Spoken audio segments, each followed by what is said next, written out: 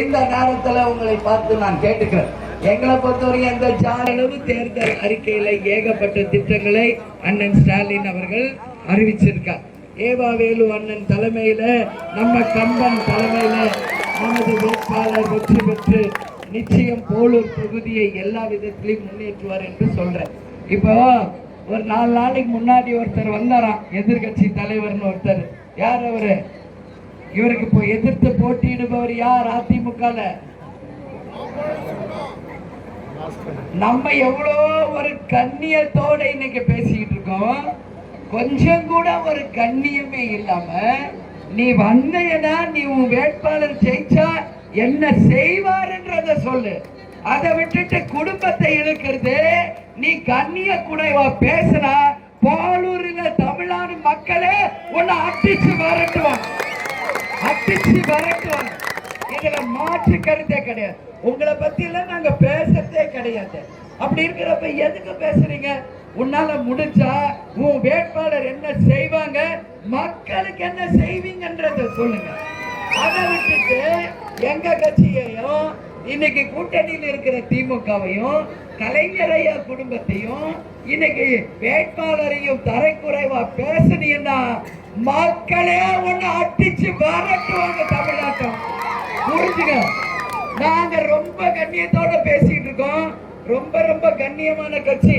அண்ணா சொன்னது போல கண்ணியம் கடமை, கண்ணியம் கட்டுப்பாடோட இந்த கட்சியை கேப்டன் ஒரு ராணுவ கட்டுப்பாடோட வழி நடத்தி இருக்கார். அதனால தேவையில்லாத வார்த்தைகளை பேசக்கூடாது. யாரா இருந்தாலும் இங்க தேர்தல் வர்றது எதுக்கு? இன்னைக்கு எல்லா குடும்பத்தையும் திட்டுறதுக்கு வருது தேர்தல். உன்னால முடிஞ்ச வந்து மக்களுக்கு நல்லது பண்ணு. இன்னைக்கு லஞ்ச வழக்கு, ஊழல் வழக்கு வச்சுக்கிட்டு உன்னால டெல்லியில போய் திரும்பி கூட பார்க்க முடியாத அளவு ஊழல் வழக்கு வச்சுக்கிட்டு இருக்க.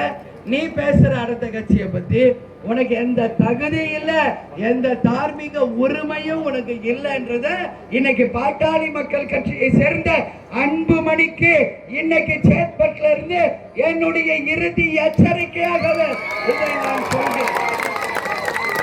அதனால இந்த வேலையில எங்க கிட்ட வச்சுக்காதீங்க. அப்புறம் நாங்க பேச ஆரம்பிச்சோம்னா தலை தெறிக்க நீ ஓட வேண்டிய நிலைமை வரும். புரிந்து கொள்ள வேண்டும் என்பதை சொல்ல. அதே மாதிரிதான் எடப்பாடியாரும் ஓவரா பேசிட்டு இருக்காரு. எனக்கு யாரையும் சொல்லணும்னு எனக்கு அவசியம் இல்லை. நம்ம வந்தா இந்த தொகுதிக்கு என்ன செய்வோம், மக்களுக்கு என்ன செய்வோம், அதான் நம்ம முக்கியம். இவங்களை திட்டதான் நம்மளுக்கு வேலை. சொல்லுங்க, நீங்க நல்லா இருக்கணும், இந்த தொகுதி முன்னேறணும்.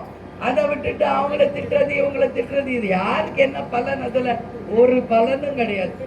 ஆனா அவங்கெல்லாம் வேற சொல்றதுக்கு ஒண்ணுமே இல்லைன்றதுனால வெறுமனே எதிர்கட்சிகளை திட்டுகின்ற வேலையை செய்யறாங்க. ஆனா நம்ம நிச்சயமாக கண்ணியத்தோட கட்டுப்பாடோட மக்களுக்காக தான் நாம வந்திருக்கோம்.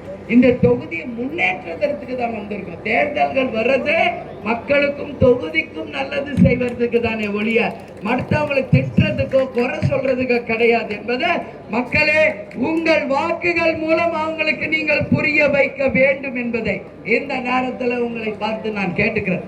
எங்களை பொறுத்தவரைக்கும் எந்த ஜாதியும் இல்லை, எந்த மதமும் இல்லை. எல்லாருமே ஒரே அக்கா தம்பி அண்ணன் தங்கச்சி தான் கேப்டன் எங்களை சொல்லி வழி நடத்தி இருக்கார். அதனால இன்னைக்கு ஜாதி கட்சியை வச்சுக்கிட்டு இங்க தேவையில்லாம ஜாதியை பத்தி பேசுறது, குடும்பத்தை பத்தி பேசுனீங்கன்னா அப்புறம் நாங்க பேச ஆரம்பிச்சா உன் மூஞ்சை எங்க வச்சுக்குவேன்னு தெரியாது. அதனால இதோட அன்புமணி நீங்களும் நிறுத்திக்கங்க, எடப்பாடியார இதோட நீங்களும் நிறுத்திக்கங்கன்னு நான் ரொம்ப ரெஸ்பெக்டா சொல்றேன்.